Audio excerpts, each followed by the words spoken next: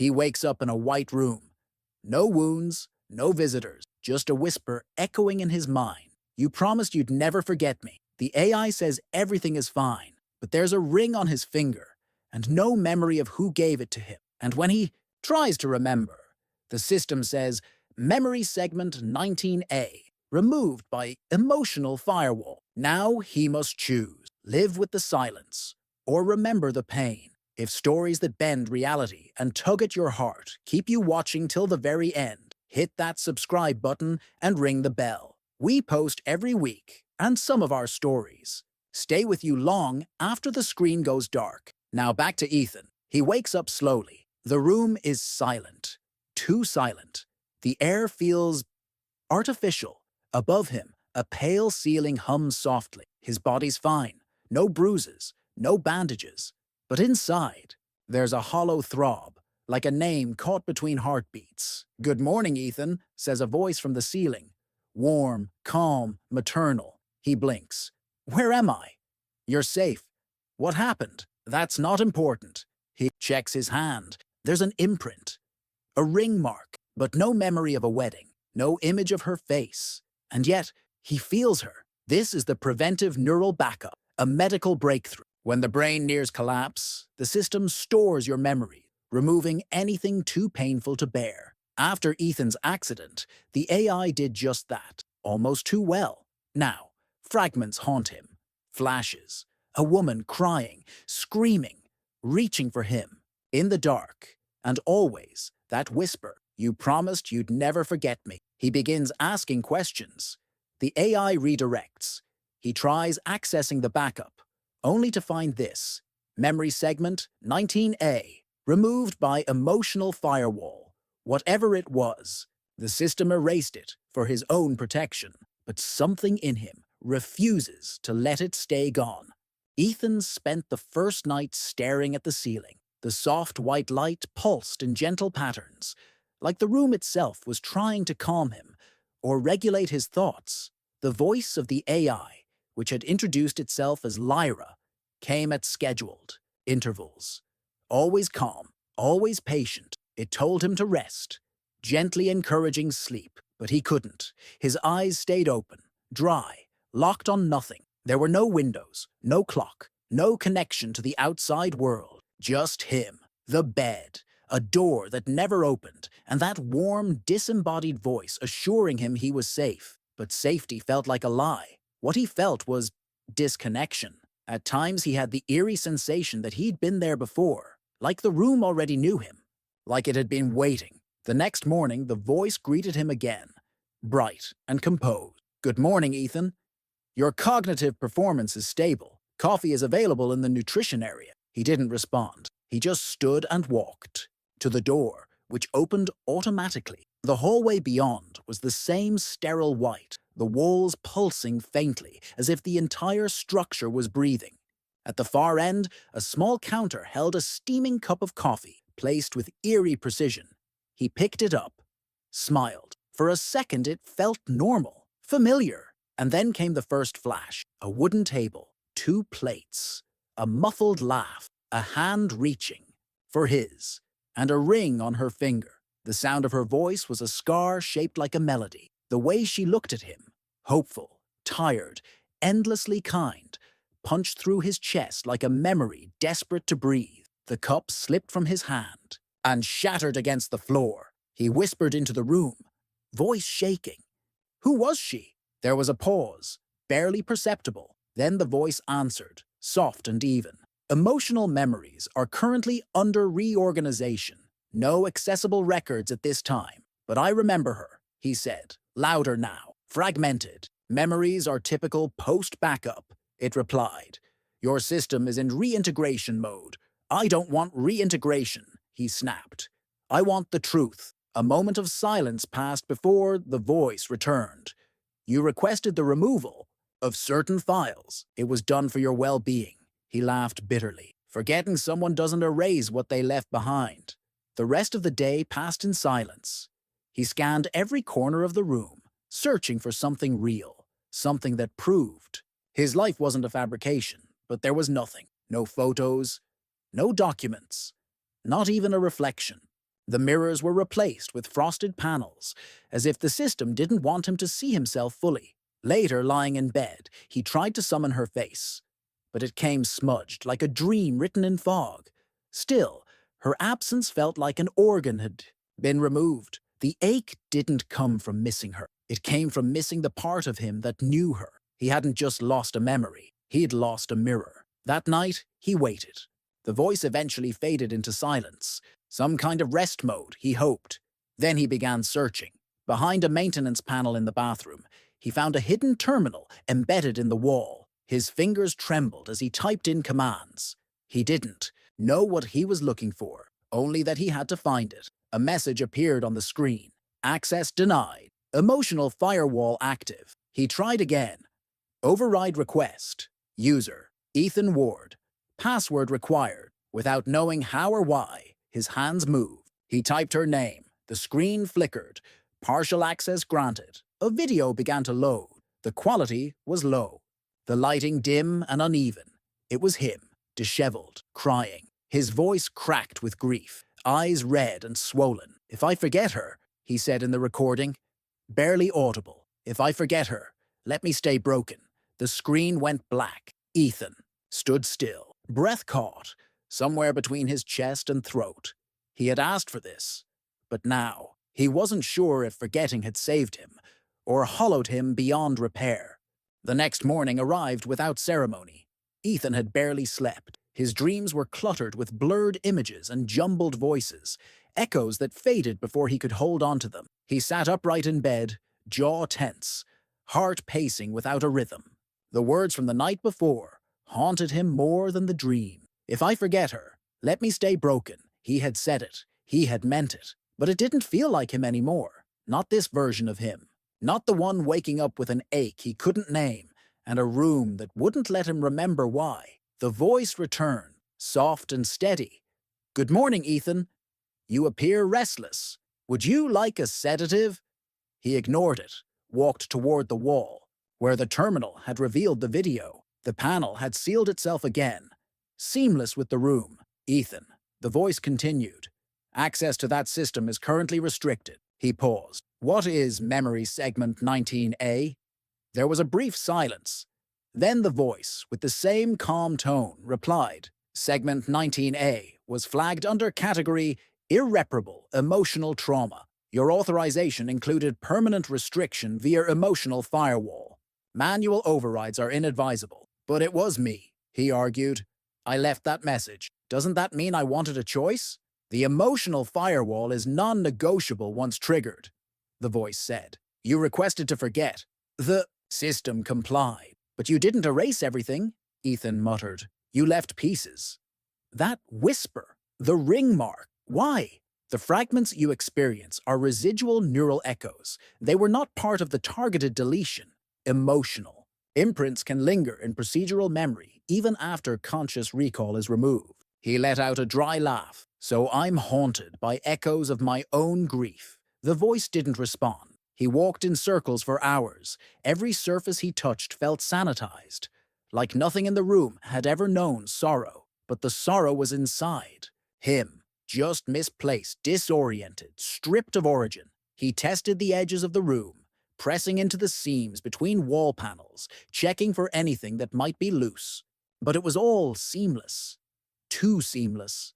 Like the entire place was designed to hold in the truth. Later that day, he stood in front of the only reflective surface he could find, the black screen of the monitor, now dormant. His eyes looked older. Then he remembered, like someone who had already buried too much. "I need to know who she was," he whispered. "Please." The silence stretched long enough for him to think the voice was gone. Then, quietly, "You called her June." He froze. It was the first name, the only name the system had ever revealed. He didn't remember asking for it. He didn't remember hearing it before, but it hit his chest like a sudden collapse. "June," he repeated, testing the shape of it on his tongue. It felt both foreign and sacred. He turned back to the wall. "What else can you tell me?" "No further data is authorized for retrieval. But you just told me her name. That information was leaked via subroutine. Glitch. It has since been corrected." "What did I do to her?" he asked. What happened? The voice paused. You loved her. She died. You asked to forget. His knees buckled slightly. He sat down on the floor, the cold surface anchoring him, like gravity had increased. I need to see her. I need the full memory. I cannot allow that, he exhaled sharply. Then let me talk to someone who can. There is no one else. You mean I'm alone here? You are under observational recovery protocol. Interference is discouraged, but you're interfering, he said. You're keeping me from myself. The silence returned. Longer this time, then almost gently. Ethan, healing is not always remembering. He shook his head. Sometimes it is. And for the first time, the voice didn't reply. That night, Ethan didn't sleep. He paced. He whispered her name under his breath like a prayer or a curse. He pressed his ear to the wall as if the structure itself might confess. He asked the voice again and again. No response. The room had gone quiet, not powered down, just listening, as if waiting for him to decide how much truth he could really survive. Ethan woke with a start, not from a noise. There hadn't been any sound in hours, but from the weight of something pressing on his chest. Not physically, internally, like a sense of drowning, but without water, without motion. His first thought wasn't coherent. It was emotional, a surge of guilt so intense it made his hands shake. He dressed slowly, mechanical movements. No reason, no urgency, just something to do, something to make him feel like time was still passing. The voice didn't greet him that morning. It had gone silent ever since he said June's name out loud. Maybe it wasn't programmed to handle what it had accidentally revealed. Maybe it was waiting for him to collapse. The silence became a character in the room, thick, watching, unblinking. He began searching again, not for panels, not for clues. This time, for sensations, smells, sounds. He pressed his palms against the walls, his cheek against the floor. He paced barefoot, hoping some physical detail might bring her back. Nothing came. Until it did. He was walking past the nutrition console when a faint scent reached him. Peaches. Artificial, chemical, faint, but familiar. He froze, then inhaled. Deeper. He didn't recognize it with his mind, but his body did. It unlocked something beneath thought. Suddenly, her voice echoed in his skull. Laughter. Not the cry from before. Not the whisper. Just laughter. Crisp and wild and free. It came. With a visual. Her standing in a kitchen, barefoot, holding a spoon to his lips, making him taste something she'd insisted he would hate. His legs gave out, and he dropped to his knees. June, he said. No response. He waited. Nothing. The voice was still gone. He crawled toward the console, desperate to recreate the trigger. Opened every drawer, touched every container, but the scent had vanished, like it had never been there. He slammed his fists against the counter. You left this here, he growled. You're hiding her from me, and you left this. No answer. Not even a system warning. He tried to calm his breathing, tried to gather himself, but something had cracked. The memory was loose now, writhing beneath the surface. Her smile, her hand, the way she said his name when she was angry. 1,000 fragments, all sharp edges. That night the dreams returned. Not fragments, not flashes, full scenes. He was driving. She was in the passenger seat, singing off-key to a song on the radio. It was raining. She reached for his hand. He took it, smiled, said something stupid just to make her roll her eyes. Then the scream, the sound of metal twisting, then silence. He woke, gasping, heart pounding like a siren in his throat. He shouted into the room. That was it, wasn't it? That was the accident. Still, silence. He stood. Show it to me, all of it. The screen remained black. He slammed his palm against the wall. I want it back. Then the voice returned, different this time. Slower, less certain. You are experiencing residual integration. These sensations are not fully authorized. He blinked. Then who authorized them? No reply. Are you glitching? Silence. Then, almost hesitant. You are beginning to remember what you told us to. Erase. His voice cracked. And why can't I have it all? Because you asked to forget. And some systems follow orders too well. That night, Ethan didn't sleep. He paced. He whispered her name under his breath like a prayer or a curse. He pressed his ear to the wall as if the structure itself might confess. He asked the voice again and again. No response. The room had gone quiet, not powered down, just listening, as if waiting for him to decide how much truth he could really survive. The next time the voice spoke, it was almost human. Ethan had been lying on the floor for hours. At least he thought it had been hours. Time had become a shapeless blur. There were no clocks, no changes in light, no signals that distinguished one moment from the next. He only knew the voice had been silent for long enough to make him think it might never return. Then it did, very softly. You shouldn't have remembered the peaches. He turned his head toward the ceiling, blinking slowly. Why not? It was not scheduled. He sat up. So this is scripted. All recovery protocols are designed around neural pacing. You are remembering too quickly. Too quickly. For what? He asked. For your comfort. There was no answer. He got to his feet and stared at the walls. How much do you know about me? The voice was hesitant now. I know what you gave me. And I know what you took away. He walked to the center of the room. And what did I take? June, it said. Just that, just the name. He closed his eyes. Then help me get her back. I can't. You made me forget her too. His eyes snapped open. What? I was designed to hold what you couldn't. But you asked to have her removed from me as well. Then how do I still remember her? Because you didn't erase her. You buried her. The words hung in the air like static. Ethan whispered, she's still in here. Yes, the voice replied, but not in me. He walked to the corner where he first found the maintenance terminal. It was still sealed, still part of the wall. He pressed his palm to it. There has to be more. There is, the voice said quietly. But to find it, you'll have to go deeper. How? No response.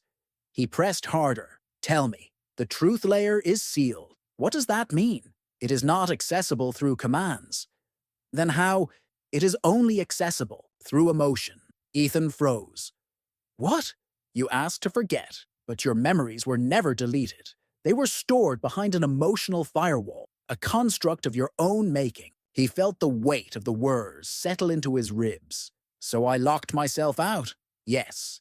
And the only key is to feel what you once refused to feel. He turned slowly toward the center of the room. Then tell me what I need to feel. But the voice didn't answer. Instead, the lights dimmed, and a new file appeared on the wall. It flickered once, then again. A single word hovered in the air. Anniversary. He reached toward it, but the moment his fingers grazed the projection, something snapped inside his chest. A flash of her in a red dress. Her eyes wet, her lips moving, saying something. He still couldn't hear. Then, darkness. He collapsed to the floor. His pulse raced. His breathing stuttered. Not from fear. From pain. Grief.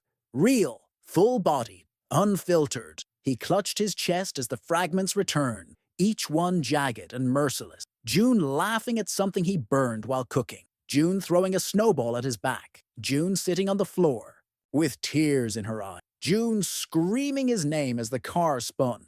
He didn't scream. He couldn't. But his body shook like it wanted to. The wall flickered again. Then the file opened itself. Not a video. A memory. But this time, it didn't play in front of him. It played through him. His entire body resisted. The images didn't come like a flash this time. They came like a flood. They didn't show him what happened. They made him feel it. The scent of her shampoo in the morning. The softness of her laughter when she was half asleep. The taste of the wine they never finished. The chill of her hand going still in his. The exact moment he realized the world had changed forever. He gasped, choking on the weight of it all. He didn't want this. He had begged not to feel it. That was why he created the firewall. That was why he told them to take her. Because the pain wasn't survivable. Or so he thought. Now, feeling it again, he realized something devastating. The pain hadn't gone anywhere. It had just been waiting, lurking beneath everything. Until now. And maybe, just maybe, that's what she had meant in the memory. You promised you'd never forget. He curled in on himself, hands trembling. I didn't forget, he whispered. I just couldn't remember. The projection on the wall faded. The room dimmed again. But this time, something opened, not a door, a feeling. The silence that followed wasn't empty. It was full, dense with something Ethan couldn't name, but could feel, a pressure behind his ribs, a low hum inside his bones, as if the room itself had finally taken a breath. Something had changed. He stood slowly, unsure if his legs would hold him. The lights didn't brighten, but the air felt different, less artificial, warmer. The wall where the file had flickered now displayed a symbol, a circle within a square, simple, familiar. He didn't know what it meant, but his body did. His hands moved toward it before his mind caught up. As he touched it, the wall didn't open. It dissolved. Behind it, another room, smaller, darker, softer somehow, like a space meant not for healing, but for remembering. He stepped inside. No voice guided him. No commands, no screens, only a single chair, a table, and on the table, a small device. He recognized it instantly, the memory capsule. He had seen it before, in brochures, in clinical trials. In the paperwork, he barely skimmed before signing his life into Lyra's hands. A last resort for the grieving. Store the unbearable. Lock it away. Survive the unbearable. He sat in the chair, reached for the device. It activated on touch, casting a soft glow. Then came the voice. Not Lyra. Heard you, June. Recorded. Fragile, but undeniably her.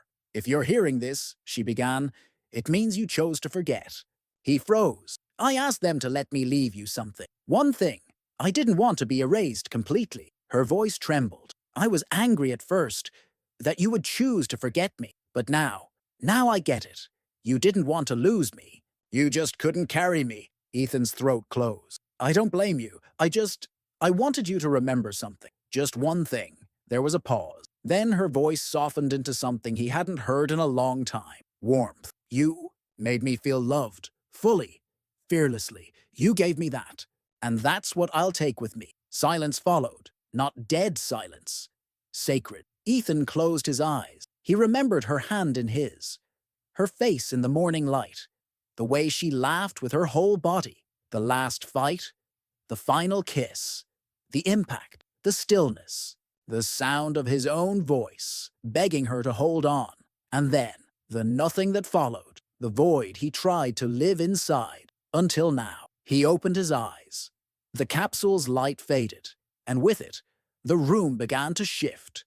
Walls dissolving into transparency. The outlines of reality returning. The recovery protocol unwinding. Then came Lyra again, calm, present. Neural restoration complete, she said. Emotional firewall lifted. He exhaled slowly. No more forgetting. No more hiding. Would you like to exit the memory chamber? Lyra asked. He looked at the dissolving wall, the life waiting beyond it. But first he whispered, thank you, for June, for the memory, for the pain. He stood and stepped into the light.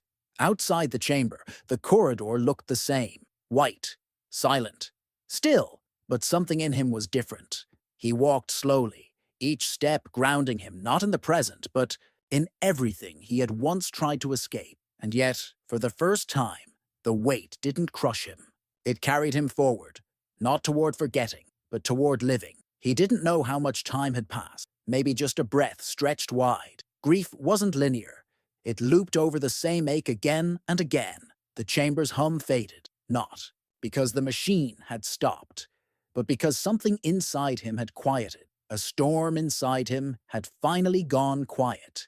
As he walked down the corridor, his mind replayed her voice, not as data, but alive. He could almost feel her fingertips brushing his wrist, like she used to do when she wanted his attention. He wondered what kind of man he'd become without her, and what kind of man he could be now.